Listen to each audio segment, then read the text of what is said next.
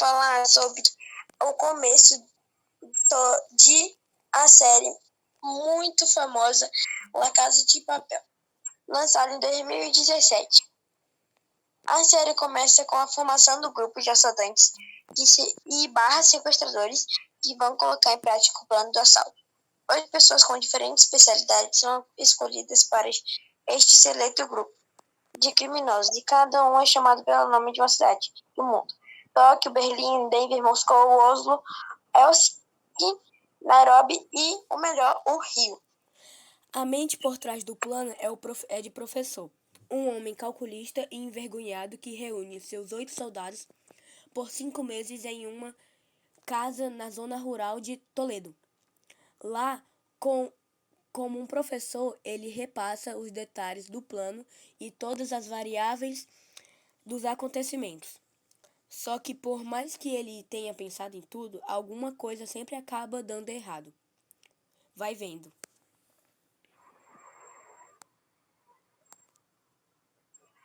O assalto acontece logo no primeiro episódio, com macacões vermelhos e máscara caractas do Salvador Dalí. O grupo invade a Casa da Moeda e faz 67 pessoas como reféns, entre funcionários e um grupo de adolescentes especial. 3 pessoas se destacaram: Alison Parker, que é filho do embaixador do Reino Unido, Arturo Roman, que é diretor da Casa da Moeda, e a Mônica Gaston, secretária e amante de Arturo, que acaba de descobrir que está grávida dele. Com o professor do lado de fora e os assaltantes dentro da Casa da Moeda, as coisas começam a ficar complicadas e surgem até envolvimentos amorosos que não deviam existir, como entre Rio e Tóquio. Aliás, as relações amorosas dos personagens são seus maiores pontos fracos. Arturo é apaixonado por Mônica, que se apaixona por Devon e ele por ela.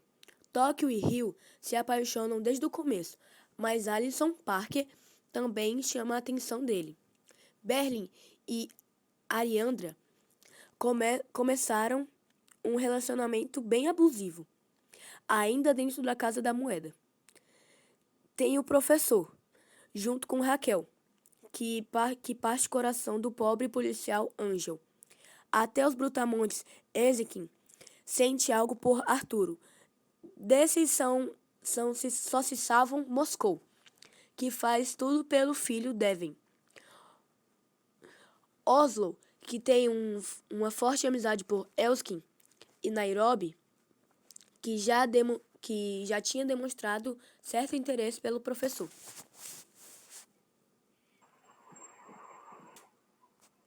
Moscou passou mal ao pensar que o filho pode ter matado Mônica. Denver leva o pai e outros reféns para respirar um pouco no topo do banco. E lá que Arturo descobre que Mônica foi morta por Denver. O diretor do banco surta, e como estão todos vestidos de vermelho e mascarados, Raquel desconfia que ele é um dos sequestradores e ela dá luz verde para os atiradores de elite.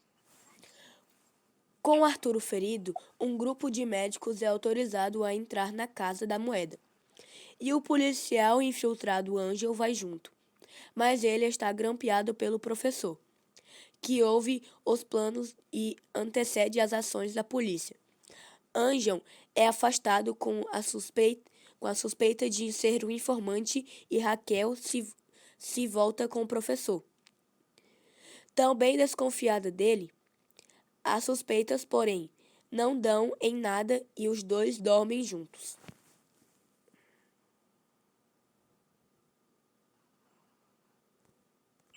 Enquanto isso, ainda dentro da Casa da Moeda, Arturo arma um plano de fuga para os reféns que funcionam e resultam em uma invasão da polícia ao local. Tóquio consegue fazê-los recuar atirando uma metralhadora, mas agora os assaltantes estão em 116 reféns. Sem saber o que fazer e sem contato com o professor, o grupo volta entre esperar por contato ou executar o plano. Furioso com as atitudes de Tóquio, Berlim a coloca para fora do lugar e ela é a primeira do grupo a ser presa. Do lado de fora, o professor é preso por agressão a uma autoridade, mas ele arma uma agressão para que Raquel o livre do processo. No entanto, presa e revoltada, Tóquio revela o verdadeiro nome do professor, Sérgio Marquina. Complicações. Dentro do banco, Rio está indignado com o que Berlim fez com Tóquio e conta para todos os reféns. O plano dos bandidos fugir por um buraco diferente do que eles estão cavando. Berlim fica furiosa e está prestes a correr. Rio, quando finalmente o telefone toca. Berlim atende, mas Denob dá uma pancada na cabeça dele e assume o controle do banco direito da Casa da Moeda, dizendo a famosa frase: Empieza el matriarcado.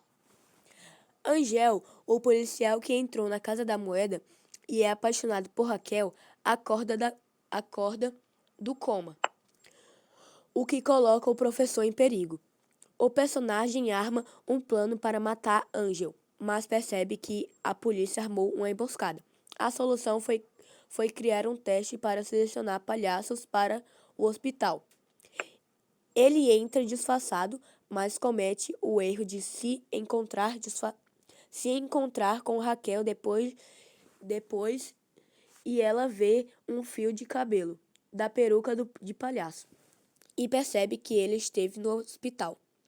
Mesmo em pânico, ela seduz e prende o professor. Ela o leva para a casa rural de Toledo, mas se descuida e é desmaiada e abandonada por ele.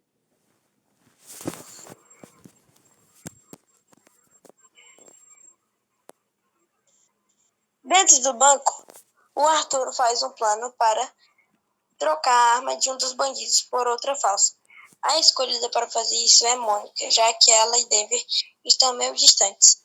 O plano dá certo e Arthur rende Denver, mas os outros atendimentos percebem a rebelião antes que os reféns consigam abrir o portão de saída. Arthur fica lá com a arma na cabeça e Denver mais de costas para os reféns. E a própria Mônica que dá na cabeça de Arthur. É neste momento que um personagem entra para o grupo dos bandidos e recebe o nome de Estocolmo.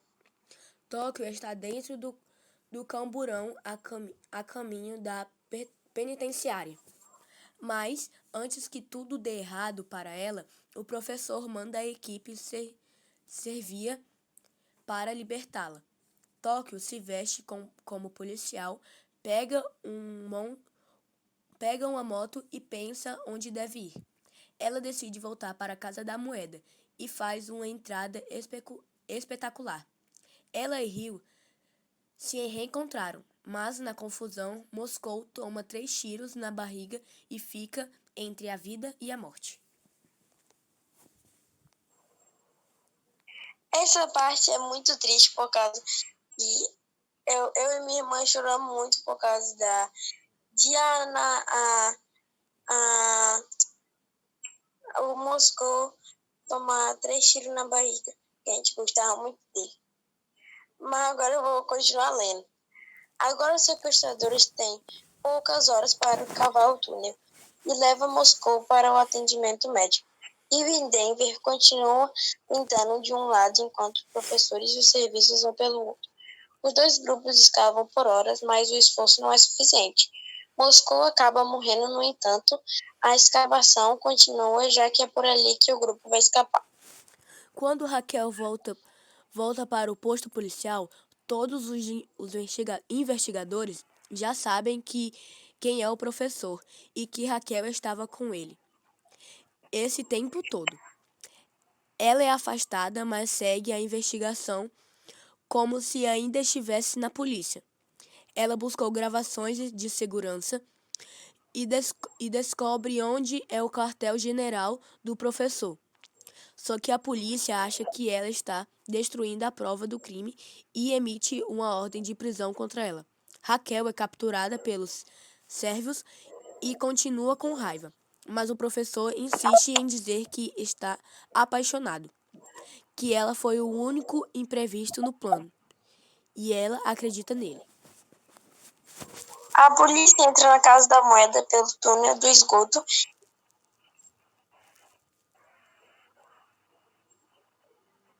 A polícia entra na Casa da Moeda pelo túnel do esgoto e pega todos de surpresa. O grupo atira de volta e consegue recuar na direção do túnel.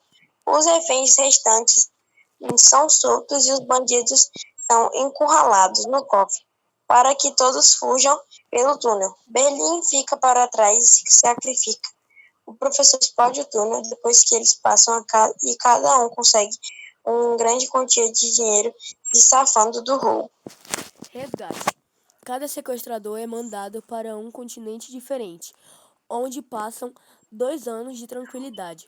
Tóquio e Rio vivem em uma ilha do Caribe, mas ela fica aflita com tanto isolamento e vai até o Panamá.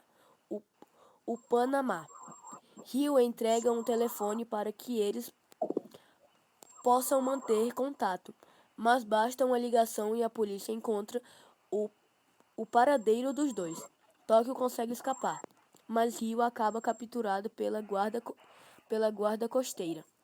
Isso faz com que Tóquio entre em contato com o professor através de uma ligação de emergência. Quantos minutos? Ela encontra o professor na Tailândia, onde todos se reúnem. Raquel, afastada da polícia, vive romance com o professor e agora atende pela codinome Lisboa.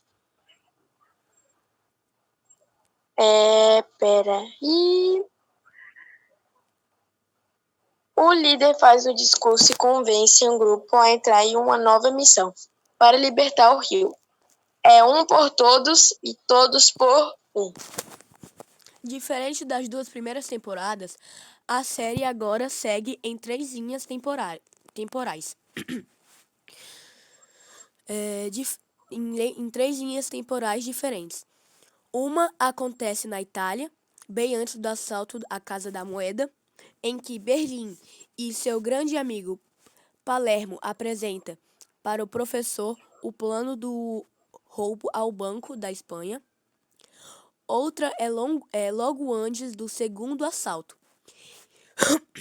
em que o grupo de resgate de Rio planeja a invasão. E a terceira se passa durante o assalto propriamente dito.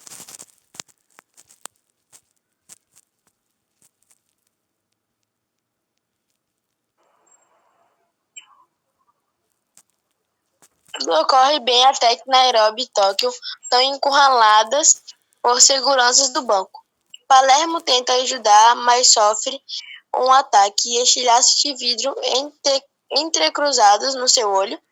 Enquanto isso, Nairobi conduz o grupo que vai descer até o cofre para arrombar as barras de ouro.